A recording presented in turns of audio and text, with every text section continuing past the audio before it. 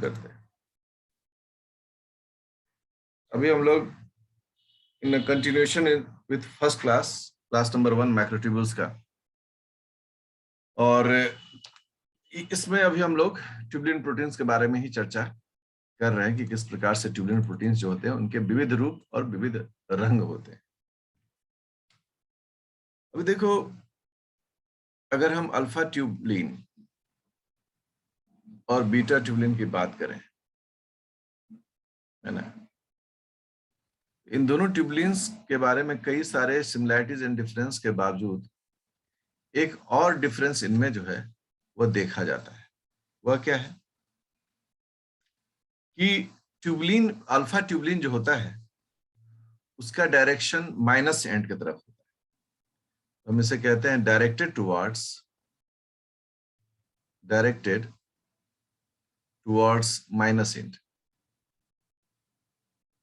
directed towards minus end, towards the minus end of microtubule। अभी हम बताएंगे कि माइनस एंड और प्लस एंड क्या होता है। और इसका जो है बीटा ट्यूबुलिन का डायरेक्टेड टुवर्ड्स द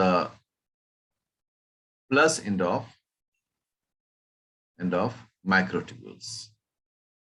माइक्रोट्यूब्यूल्स के प्लस एंड माइनस एंड पर हमेशा रखिएगा beta tubulin plus and alpha tubulin minus and. पहले हम अल्फा बोलते हैं फिर बीटा बोलते हैं, तो अल्फा माइनस बीटा प्लस, ऐसे करके दिमाग में इसको ऑर्गेनाइज करना है। अब अगर ये अल्फा प्लस मतलब अल्फा ट्यूबुलिन माइनस और बीटा ट्यूबुलिन प्लस की ओर होता है, तो मन में एक आएगा कि कैसे ये प्लस और माइनस एंड कैसे डिटरमाइन। देखो क्या है कि जब माइक्रोट्यूब्यूल्स का फॉर्मेशन हो रहा होता है तो बड़ा यूनिक उसका बनने का कॉन्सेप्ट है। आपने बहुत लोगों ने पढ़ा होगा, अच्छे से गहराई से पढ़ा भी होगा कि एक एंड पर जहां पर चीजें जुड़ रही होती हैं वहीं पर दूसरे एंड में चीजें घटते रहती हैं। अगर इसको एक डायग्रामेटिक रिप्रेजेंटेशन अगर हम लोग दिखाएं तो किस प्रकार से हम दिखा सकते हैं, ठीक है। चलिए हम लोग इसको दिखाते हैं भाई कैसे ये चीजें बनती हैं। अब जैसे सोचो कि ये एक माइक्रोट्यूब्यूल है, हमें इसे डायग्राम खींच देते हैं।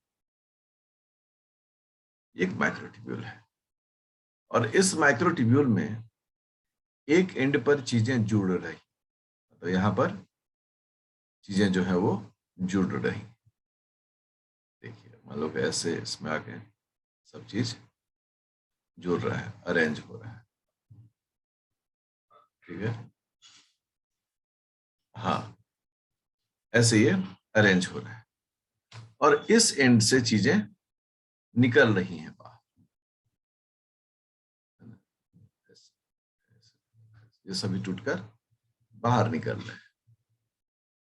तो अगर इस तरह से चीजों को हम दिखाने की कोशिश करते हैं तो जिधर ये जुड़ रहा है उसे हम लोग बोलते हैं प्लस एंड, और जिधर ये खुल रहा है उधर बोलते हैं हम इसे माइनस एंड। कहने का मतलब है कि जिधर पॉलीमराइजेशन हो रहा है, पॉलीमराइजेशन, या इसे हम लोग बोलते हैं असेंबली, वह प्लस एंड है। और जिधर डीपॉलीमराइजेशन हो रहा है, डीपॉलीमराइजेशन और डिसअसेंबली, उधर चीजें खुलती जा रही। तो इस प्रकार से हम चीजों को अरेंज करने की कोशिश करते हैं भाई कैसे हम प्लस एंड किसको कहेंगे और माइनस एंड कैसे किसको कहेंगे। तो जिस एंड पर चीजें जुड़ेंगी वो हो गया प्लस एंड, मतलब यहां पर हम प्लस कर रहे हैं, और जिस एंड पर चीजें हटेंगी उसे हम लोग बोलेंगे माइनस एंड।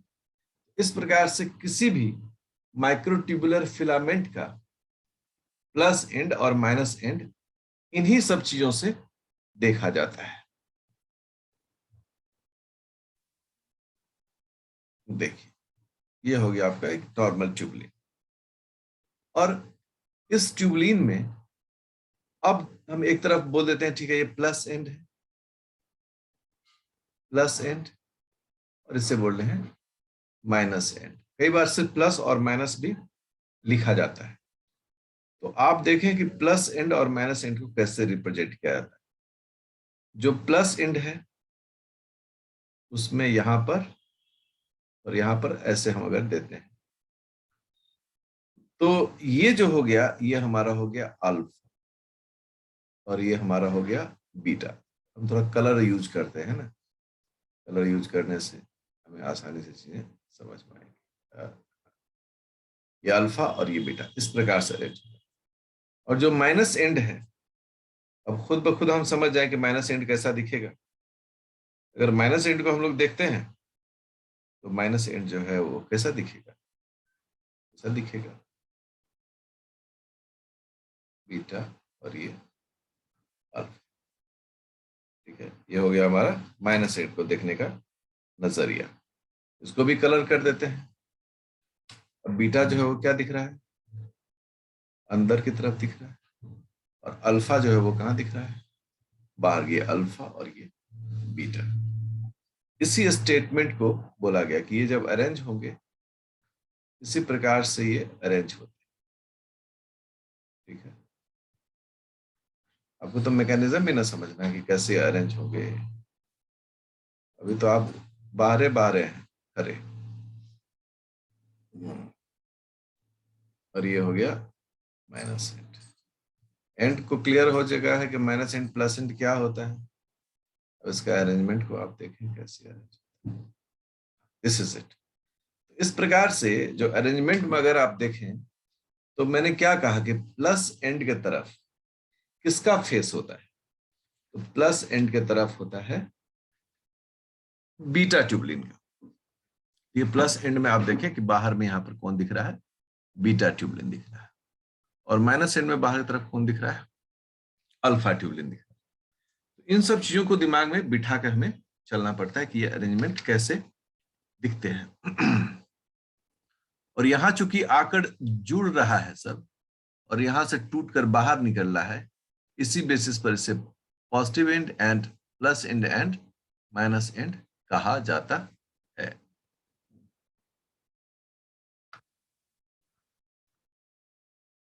बुक्स में भी देखिएगा, पूरा काफी बुक्स में तो डायग्राम्स में, चूंकि वक्त लगता है डायग्राम में, बुक्स में आप देखेंगे तो बुक्स में भी डायग्राम्स दिए हुए हैं, from that you can gather the information. अब हम लोग आते हैं मैप्स पर कि मैप्स क्या है।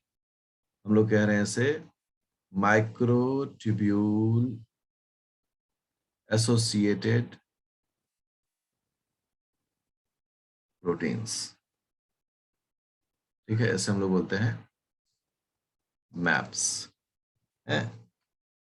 ये माइक्रोट्यूब्यूल्स के अलहदा है, मतलब उनके अलावे है।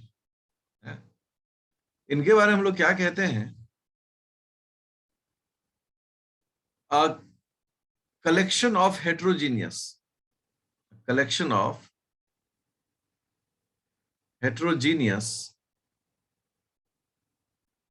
प्रोटीन्स। मतलब भिन्न भिन्न प्रकार के प्रोटीन्स जो हैं वो होते हैं, और इनका काम क्या होता है, they support.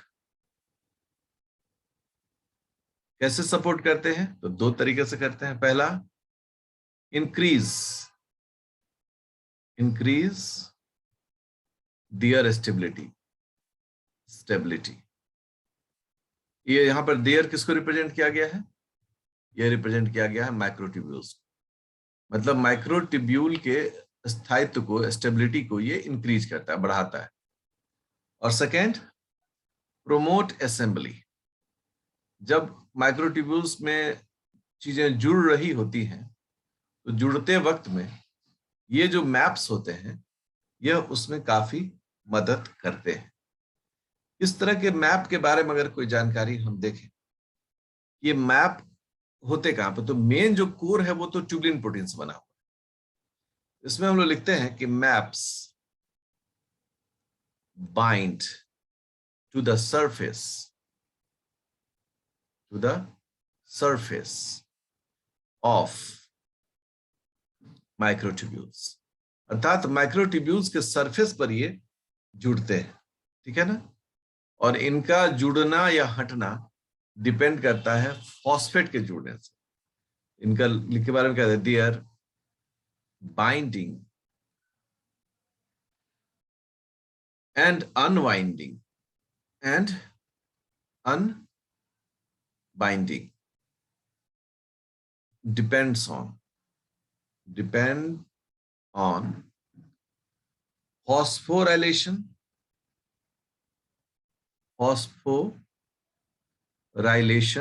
and dephosphorylation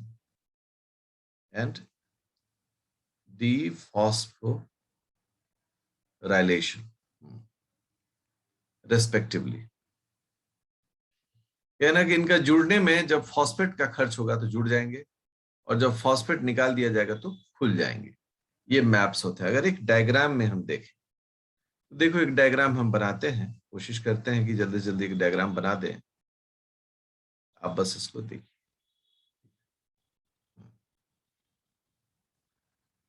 okay okay okay okay,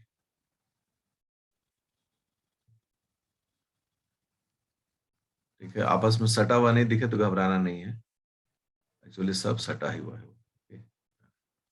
अब जब इस तरह का डायग्राम हम बनाएं तो इसको रंगना भी जरूरी है। ये हो गया हमारा बीटा, अब ये बीटा इधर हो गया, ये अल्फा हो गया, ये बीटा हो गया, नीचे अल्फा हो गया, ये बीटा हो गया, नीचे अल्फा हो गया। मतलब इस प्रकार से चीजें जुड़ी हुई हैं। जिधर बीटा है उस एंड को हम लोग क्या कहेंगे, प्लस एंड की माइनस एंड? जल्दी से, प्लस एंड। प्लस। और जिधर अल्फा है उधर माइनस। बनाते वक्त एक तरफ आप बीटा को एंड करें और एक तरफ आप अल्फा को एंड करें। इस तरह से चीजें बड़ी क्लैरिटी में होती है। अब देखो, स्टेबिलिटी बढ़ाने के लिए पता चला कि यहां से यहां तक एक खास प्रोटीन जो है वो बाइंड किया हुआ है। अब यहां देखिए, ये आपको एक खास प्रोटीन दिख रहा है जो यहां पर इसको दबोचे हुए, ठीक है। सिर्फ आपको समझाने के लिए एक डायग्राम ड्रॉ किया गया है, ठीक है। ये खास प्रोटीन है जो इसको ऐसे दबोचे हुए। अब इसके कारण क्या हो रही है, स्टेबिलिटी इंक्रीज कर रही है। हम लोग कह रहे हैं कि ये जो है ये मैप्स है, ठीक है ना। ये बाहर से जुड़ा है और ये स्टेबिलिटी को इंक्रीज कर रहा है।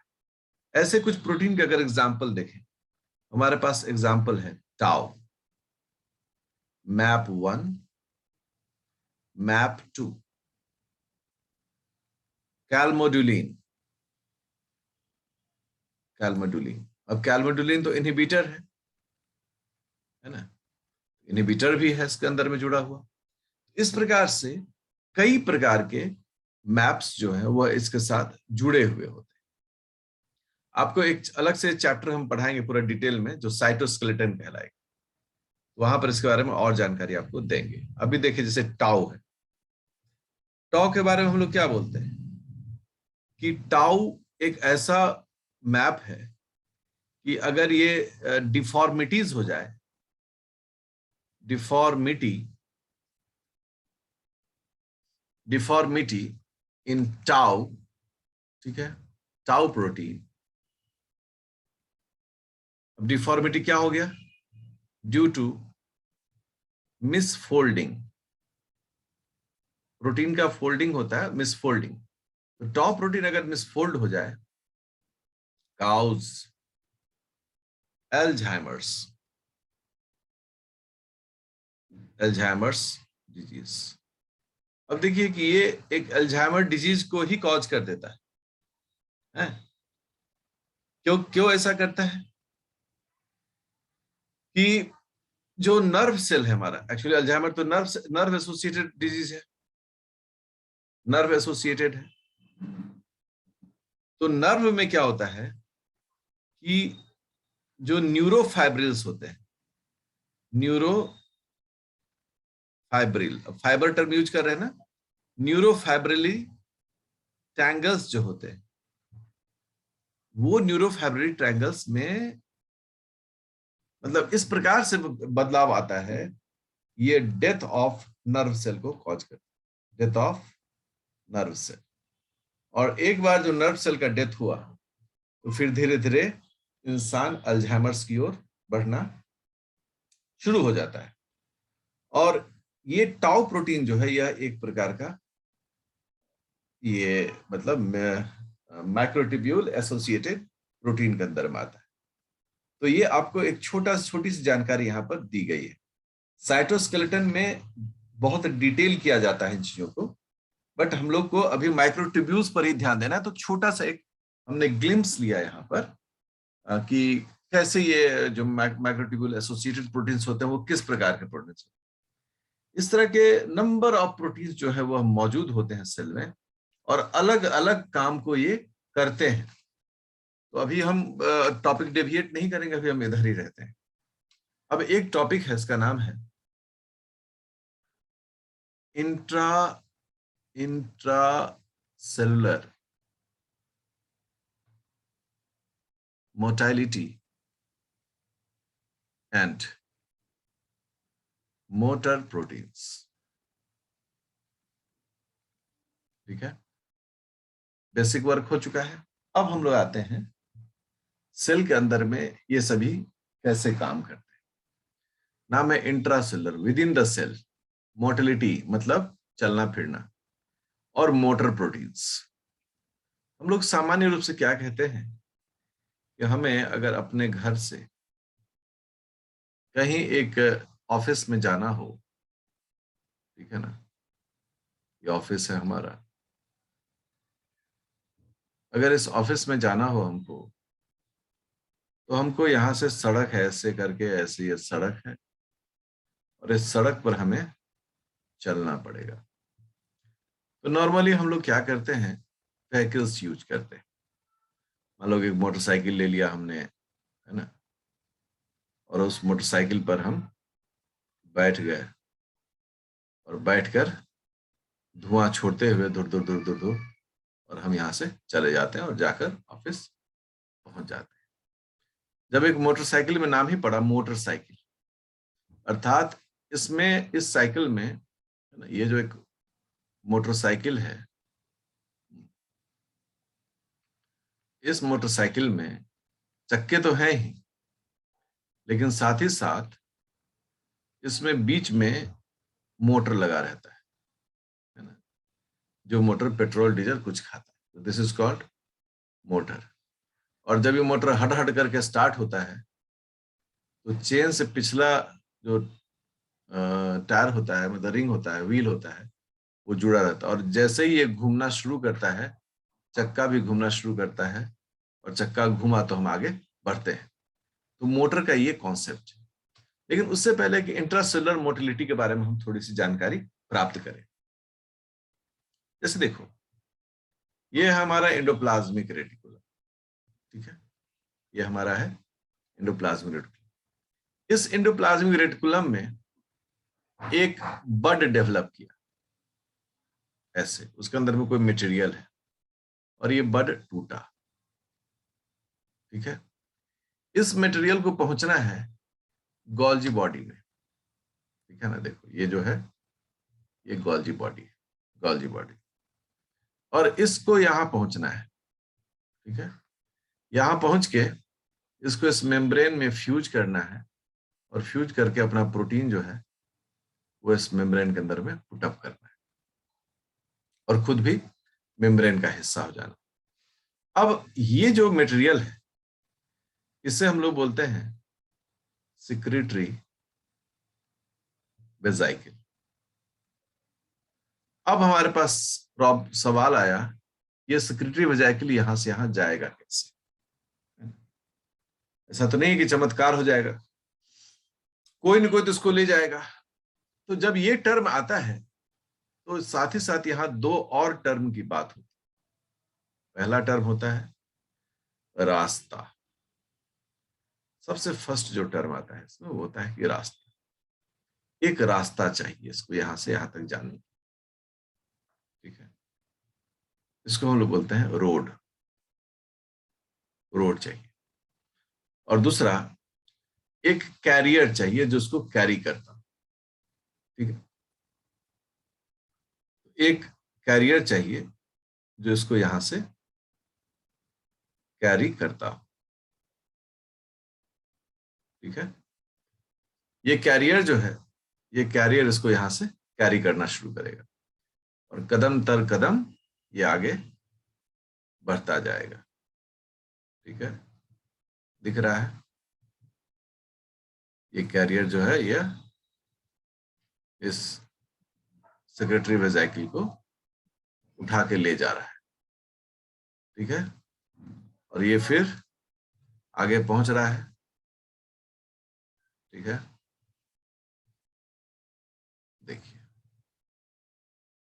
मैंने एक छोटा एनिमेशन बनाने की कोशिश की है ताकि आपको चीजें समझ में आए। ये जो है ये इस तरह से कैरी करके ले जा रहा है। ठीक है ना, पैर का मूवमेंट करके, लेग मूवमेंट करके ले जा रहा है। ये हो गया सेक्रेटरी वेजाइकिल, ये हो गया रोड। इसको हम लोग क्या कहेंगे? इसको हम लोग कहेंगे मोटर। क्योंकि ये प्रोटीन है तो मोटर प्रोटीन। ये मोटर प्रोटीन है जो इसको लेके जा रहा है। कहां से? From endoplasmic reticulum to the Golgi body. तो endoplasmic reticulum, Golgi body, Golgi body क्या हो गया इसका? टारगेट ऑर्गन हो गया, टारगेट ऑर्गेनेल हो गया। यहां तक इसको ले जाना है।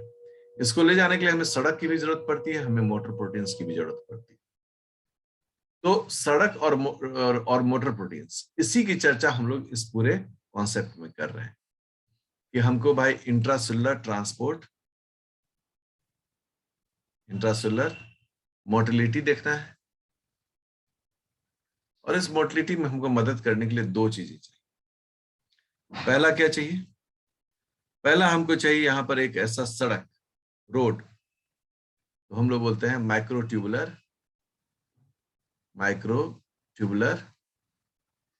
रोड, है ना। और सेकेंड जो हमारा कैरी करने वाला मोटर प्रोटीन्स। अगर ये दोनों चीजें हों तो काम हो जाएगा, तब हम कोई भी सामान को उठाकर एक जगह से दूसरे जगह पर ले जाते हैं। अगर आप एक सेल से ही ऑर्गेनिज्म को अगर देखना शुरू करें, जैसे हम लोग, याद है सब लोग बनाते थे, बचपन का सबसे प्यारा फोटो होता था अमीबा। ठीक है, ये हमारा था अमीबा थे। ये जो है वो है स्यूडोपोडियम।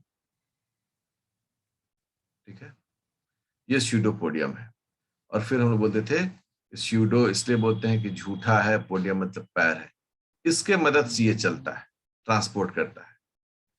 तब उसमें बचपन में एक कौतूहल दिमाग में आता था कि कैसे ये बन जाता है ना, ये इस तरह से कैसे बन जाता है। हाँ, तो कई सारे कॉन्सेप्ट आते थे, सोल जेल थ्योरी आता था। सोल जेल थ्योरी इसको मदद करता है अनडाउटेबली। लेकिन हम आगे जब स्टडी करते थे तो देखते थे कि इस मेम्ब्रेन के नीचे कुछ ऐसे साइटोस्केलेटल मटेरियल्स होते थे जो इस स्ट्रक्चर को बनने और इसको रिजिड होने में मदद करता था। इसके अलावा एक और बहुत इंटरेस्टिंग स्ट्रक्चर हम लोग देखते हैं और वो होता है हमारा न्यूरॉन। अगर आप न्यूरॉन्स को देखें तो एक अजीब सा हम लोग का स्ट्रक्चर दिखता है न्यूरॉन्स का। ठीक है ना, इसमें से हम लोग साइटोन कहते हैं और इसको हम लोग एक्सोन कहते हैं। ये एक्सोन अगर देखिएगा तो ये सेल ही है, सेल का ही एक्सटेंशन है। तो मन में सवाल आएगा ना कि अगर ये सेल था, इतना लंबा साइटोन कैसे बन गया, है ना। यही सही सही रहता, थोड़ा मोड़ा गोल्ड आला अच्छा रहता। तो इस लंबा स्ट्रक्चर को बनना, इसको साइटोन कहते हैं, मतलब एक्सोन कहते हैं, सॉरी। उस एक्सोन का भी बनना जो है वो कहीं न कहीं इसी इंट्रासेलुलर मोटिलिटी की कृपा है। ठीक है ना, जहां पर माइक्रोट्यूब्यूल्स बनते रहते हैं, टूटते रहते हैं और ये स्ट्रक्चर लंबा होते चला जाता है। तो मिला जुलाकर हम ये कहते हैं कि कोई भी ट्रांसपोर्ट हो, ट्रांसपोर्ट मतलब अगर हम इंट्रासेलुलर ट्रांसपोर्ट बोल दें, IC, intracellular transport of materials, तो क्या मटेरियल्स हो सकता है? Materials can be a vesicle, material can be a cell organelle, material can be RNA, proteins, ये सभी मटेरियल्स इन सभी का मटेरियल का जो ट्रांसपोर्टेशन होता है, intracellular transportation of these materials depend on microtubules. ठीक है, क्योंकि ये माइक्रोट्यूब्यूल क्या बनाता है, वो रोड बनाता है। इसी रोड पर यह सारी चीजें जो है वो मूव करती है। एक डायग्राम मैंने अभी दिखाया भी आपको, वो डायग्राम आपके लिए हमेशा एक आगे समझने में बहुत ही मदद करेगा। एक जो एग्जांपल जैसे मैंने बताया था, एक्सोनल ट्रांसपोर्ट। एक्सोनल ट्रांसपोर्ट मतलब क्या होता है, कि आप देखें कि कोई भी मटेरियल है, ठीक है ना, अभी ऐसे यहाँ न्यूक्लियस है, न्यूरॉन है, ये साइटोन का हिस्सा है, ठीक है, एक्सॉन का हिस्सा है, यहाँ पर गोल्जी बॉडी भी है। अब गोल्जी बॉडी से एक सेक्रेटरी वेसिकल बना, और इस सेक्रेटरी वेसिकल के अंदर में कुछ न्यूरोट्रांसमीटर है, ऐसे सोचो, ठीक है ना। ये एसिटाइल कोलिन है, एसिटाइल कोलिन। अब इसको जाना है, कहाँ जाना है, एंड तक, और जाके इसको फ्यूज करना है मेम्ब्रेन से, और जो एसिटाइल कोलिन है उस एसिटाइल कोलिन को रिलीज करना है बाहर, न्यूरोट्रांसमीटर एसिटाइल कोलिन। अब इसके पास सवाल है कि ये यहां से यहां पर जाएगा कैसे। फिर से सवाल का जवाब वही है, इसके लिए पहले क्या बनेगा, एक रास्ता बनेगा, ठीक है। ये लाल रंग का जो है हम क्या बना रहे हैं, इसके लिए एक रोड बना दे रहे हैं, ये रोड बन जा रहा है।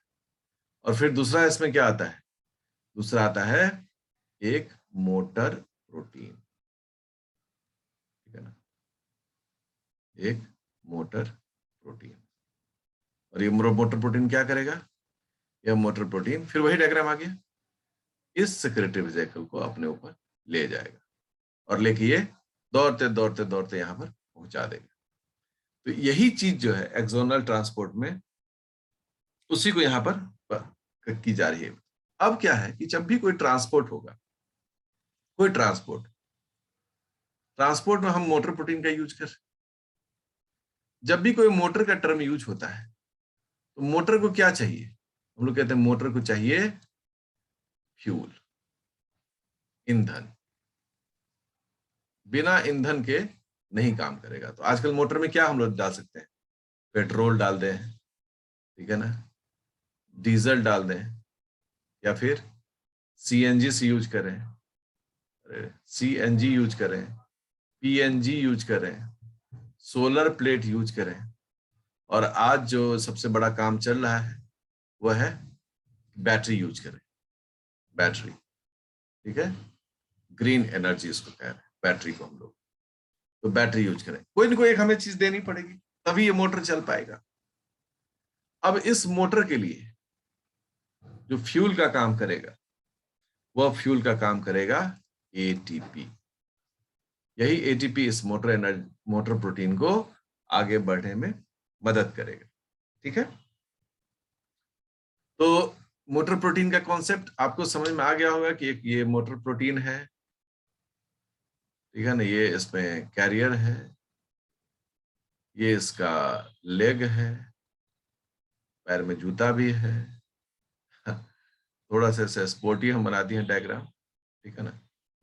ये मोटर प्रोटीन है, और ये जो मोटर प्रोटीन जिस चीज को कैरी करेगा, है ना, तो अगर उसको मान लो हम सेक्रेटरी वेसिकल बोले, लेकिन इसको अगर हम टर्म दे तो बोलेंगे कार्गो। ये हो गया मोटर प्रोटीन, ठीक है। और ये जो रास्ता है, ये रास्ता है, इसे हम लोग बोल रहे हैं माइक्रो ट्यूबुलर पाथ। इस प्रकार से यह जो कॉन्सेप्ट है, उस कॉन्सेप्ट को हम लोग मतलब देखने की कोशिश करते हैं और उसको हम समझने की कोशिश करते हैं। अब अगला मुद्दा आता है कि चलता कैसे, चलता कैसे। अगर ये एक सवाल दें, अगर हम लोग अपने शरीर को ही देखें, अगर हम लोग अपने शरीर को ही देखें, ठीक है ना, तो हम लोग भी चलते हैं, ठीक है। अगर हम लोग चलते हैं तो हम लोग का पैर का उपयोग होता है। पैर उठाते हैं, पिछला पैर हम जमीन पर टिका के रखते हैं और इस प्रकार से हम मूव करते हैं। पैर हम रखे, फिर पिछला पैर उठाते हैं और फिर हम मूव करते हैं। मतलब हमारे चलने का यही तरीका है। इसके अलावा अगर कोई दूसरा तरीका हमारे लिए चलने का नहीं है। अब हम क्या कर रहे हैं, जो पिछला पैर है, अब अगले पैर को हम जमीन पर टिका दे रहे हैं, हाँ, और पिछले पैर को हम उठा दे रहे हैं। ठीक है, इस प्रकार से आगे पीछे पैर को करके हम चलते हैं। तो चलने वक्त में हम एनर्जी खर्च करते हैं, बिल्कुल खर्च करते हैं। और दूसरा है, हम एक मैकेनिकल साइकिल को फॉलो करते हैं, मैकेनिकल साइकिल को फॉलो करते हैं, जिसमें पैर जो है वह एक खास तरह के कॉन्फॉर्मेशनल चेंज करता है। यहां पर हम क्या कह रहे हैं, कॉन्फॉर्मेशनल चेंज, कॉन्फॉर्मेशनल चेंज। अगर हमारा पैर कॉन्फॉर्मेशनल चेंज नहीं करे तो क्या हम चल पाएंगे? हम या तो खड़े रहेंगे या गिर जाएंगे। तो पैर जो होता है वो कॉन्फॉर्मेशनल चेंज करता है। ठीक इसी प्रकार क्या होता है कि जो मोटर प्रोटीन्स होते हैं, मोटर प्रोटीन्स जो होते हैं, ये यूनिडायरेक्शनल मतलब एक ही दिशा में यूनिडायरेक्शनल मोटिलिटी को शो करते हैं ऑन द साइटोस्केलेटल और हम लोग माइक्रोट्यूबुलर कहते हैं, माइक्रोट्यूबुलर ट्रैक को हम लोग रोड भी कह रहे हैं। तो रोड पर ये एक ही दिशा में चलने वाला ये मोटर प्रोटीन्स होते हैं। By a series of conformational changes, ये अपने पैर के स्ट्रक्चर में लगातार कुछ कुछ बदलाव करके ये चलता रहता है। और ये अगर नहीं चलेगा तो फिर काम नहीं होगा। अगर इसको हम एक साइकिल फॉर्म में देखें, ठीक है, देखिए सबसे पहला क्या होता है, binding of an ATP, bind करता है किससे, to the motor protein. Motor protein मतलब एमपी, मोटर प्रोटीन से बाइंड किया। कौन बाइंड किया? एटीपी। सेकेंड क्या हुआ step, hydrolysis of ATP. Hydrolysis of अगर एटीपी हो तो क्या हो जाएगा, एटीपी से ADP plus inorganic phosphate plus energy निकलेगा, देखो फ्री एनर्जी।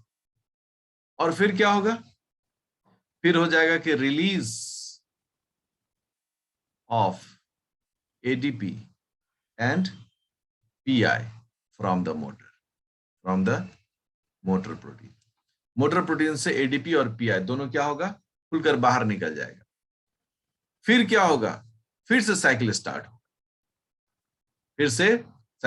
होगा। तो कहने का मतलब स्पष्ट है कि जैसे ही एटीपी बनेगा मोटर प्रोटीन में एक बदलाव आएगा, उसके कारण मोटर करेगा। काम करने के बाद अगर एक कदम आगे बढ़ा दिया तो फिर से उसमें एटीपी में हाइड्रोलिसिस हुआ। एटीपी में हाइड्रोलिसिस होने से एडीपी इनऑर्गेनिक फॉस्फेट निकलेगा। वो एडीपी इनऑर्गेनिक फॉस्फेट उस मोटर प्रोटीन से बाहर निकल जाएगा। और फिर कौन जुड़ेगा, फिर एटीपी जुड़ा, हाइड्रोलाइज हुआ, एडीपी पीआई बाहर निकला, फिर एटीपी जुड़ा, हाइड्रोलाइज हुआ, एडीपी पीआई बाहर निकला, फिर एटीपी जुड़ा, हाइड्रोलाइज हुआ। मतलब इस प्रकार से यह चक्र जो है वह चलता रहता है। और जब तक यह चक्र चलता रहता है तब तक इसमें गतिशीलता जो होती है वह देखी जाती है। अब मुद्दा है कि कैसे ये चक्र मैकेनिकल मतलब कैसे इंजीनियरिंग रूप से काम करता है, इसको हम लोग अपने नेक्स्ट क्लास में देखेंगे।